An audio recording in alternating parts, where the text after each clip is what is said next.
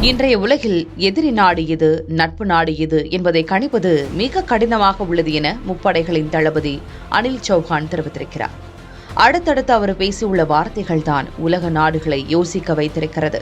இந்திய ராணுவ தென்மண்டல பிரிவு சார்பில் மகாராஷ்டிரா மாநிலம் புனேயில் நடைபெற்ற கருத்தரங்கில் முப்படைகளின் தளபதி அனில் சௌஹான் கலந்து கொண்டு பேசினார்.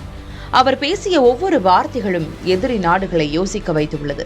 தற்போது உள்ள உலக ஒழுங்குமுறையில் நமது நட்பு நாடு எது, நம் எதிரி நாடு எது என்பதை கண்டுபிடிப்பது மிகவும் சிரமம் என்றும், ஆகவே சொந்த பலத்தில் செயல்பட வேண்டும் என அறிவுறுத்தினார். அதே சமயம் தேச நலன்களை பொறுத்தவரை கூட்டாண்மை மதிப்புமிக்கவை என்றும், வேறொரு நாட்டின் அழுத்தமின்றி நமது விருப்ப முடிவை மேற்கொள்ளும் சுதந்திரத்துக்கு அது மாற்றாக முடியாது என்றார். தற்போதைய உலகில் நம்முடைய எதிரி நாடுகள் மட்டுமின்றி நட்பு நாடுகளை கண்டறிவது கடினமாகவே உள்ளது என்றும், வியூக கூட்டாண்மை என்பது நிலையற்றதாகவும் பரிவர்த்தனை சார்ந்ததாகவும் மாறிவிட்டது என குற்றஞ்சாட்டினார். ஆகவே சொந்த பலத்தில் செயல்பட இந்தியா தயாராக இருக்க வேண்டும்.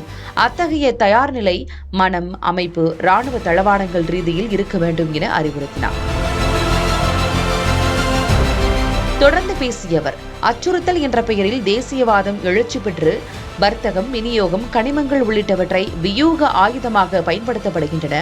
உலக ஒற்றுமையை சீர்குலைக்கும் வகையில் சர்வதேச விதிமுறைகள் சீர்குலைவை சந்தித்து வருவதாக அவர் குற்றம் சாட்டினார்.